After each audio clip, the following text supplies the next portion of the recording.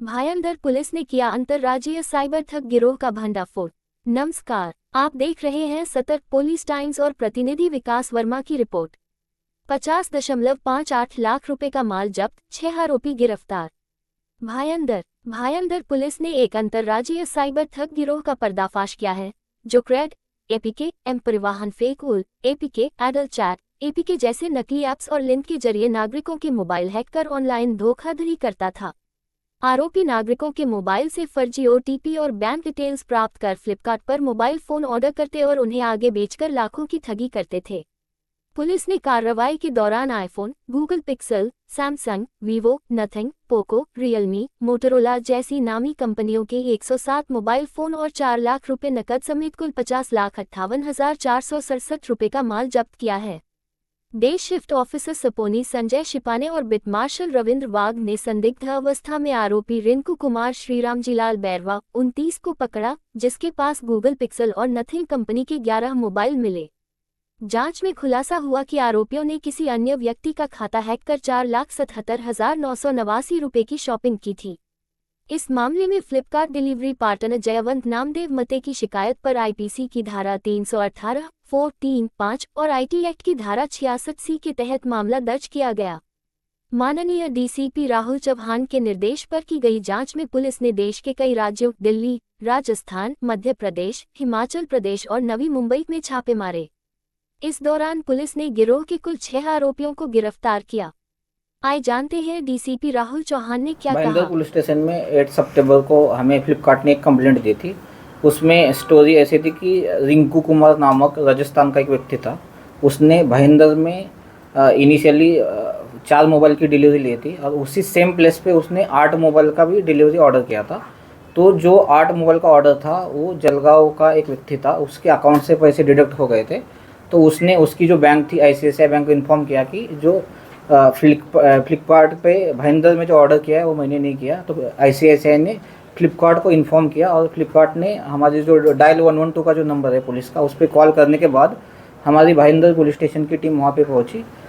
और पहुँचने के बाद उन्होंने जो रिंकू कुमार नामक जो आरोपी था वो और उसके पास के 12 मोबाइल उन्होंने जब्त किए। उसके बाद फ्लिपकार्ट की टीम आई, उन्होंने कंप्लेंट दी और कंप्लेंट देने के बाद हमें जब इन्वेस्टिगेशन किया तब हमें पता चला कि उनका टेलीग्राम पे द मैनेजमेंट ग्रुप नाम का एक ग्रुप था। उसमें टोटल 7 लोग थे। उनके अलग अलग टोपन नेम थे, उसमें मस्कमैन, हार्डी, जेरॉन, रूटेड, पीके ऐसे उनके नाम थे।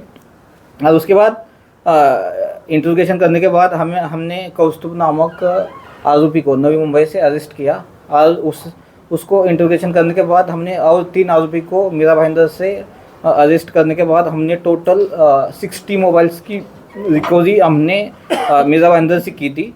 और उसके बाद इसमें जो द मैनेजमेंट ग्रुप जो था उसमें से जो मेन आरोपी है पिक्की और देव, उनको हमने धर्मशाला हिमाचल प्रदेश से अरेस्ट किया।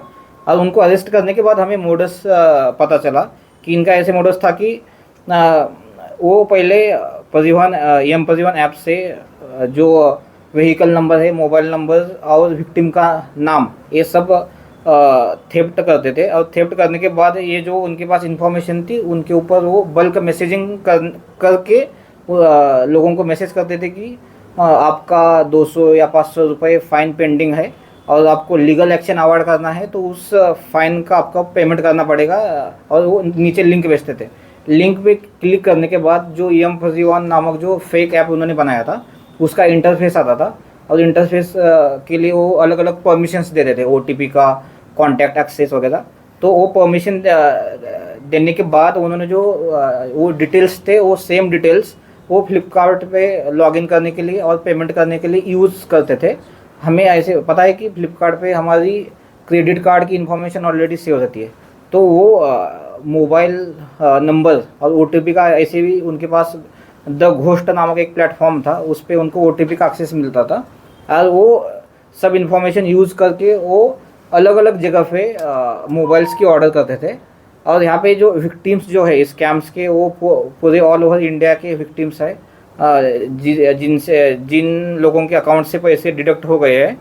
तो ऐसे करके हमने टोटल अभी तक 107 मोबाइल्स हमने जब्त किए हैं और हमने टोटल 7 लोगों को इसमें अरेस्ट किया है और अभी भी हमारा इसका आगे का इन्वेस्टिगेशन चालू है। हम फ्लिपकार्ट की जो टीम है उनके मदद से हम जो अलग अलग जो हमारे विक्टिम्स है वो हम आइडेंटिफाई कर रहे और इसका आगे का हमारा इन्वेस्टिगेशन अभी चालू है। सर, एक तो एम परिवहन से ये स्कैम करते थे, दूसरा टेलीग्राम से करते थे। क्या आह्वान करेंगे जनता को, क्योंकि दोनों बेसिक चीजें यूज में आती है, कैसे आह्वान करेंगे लोगों को? नहीं, जैसे कि कोई भी आपको जो मैसेज जो आता है, जैसे कि ये फेक मैसेजेस था कि कोई भी ऐसे लीगल एक्शन अवॉइड करने के लिए आप 200-500 रुपये फाइन आपको पड़ेगा, ऐसा कोई भी ऑथेंटिक जो ऐप है वो ऐसे कोई भी इंफॉर्मेशन भेजता नहीं है। तो लोगों ने जब ऐसे फेक लिंक्स आती है उस पर थोड़ा अच्छे से स्टडी करना चाहिए और उस पर क्लिक करके जो हम एक्सेस दे देते हैं हमारे फ़ोन का, वो देना नहीं चाहिए। सर, इन आरोपियों का बैकग्राउंड क्या है और ये आपस में संपर्क में कैसे है? नहीं,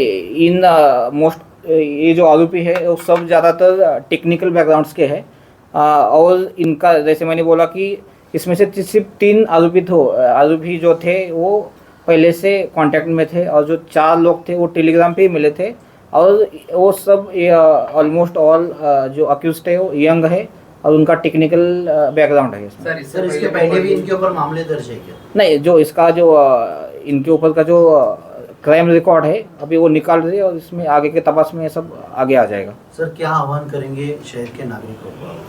नहीं, जैसे मैं बोला कि हमारी जो इन्फॉर्मेशन जो ऐसे फेक लिंक्स वगैरह आते हैं उसमें क्लिक करना नहीं चाहिए और जो हम कोई भी ऐप इंस्टॉल करते हैं फेक ऐप वगैरह तो इंस्टॉल नहीं करना चाहिए और उसमें जो एक्सेस वगैरह जो मांगते हैं वो भी देना नहीं चाहिए।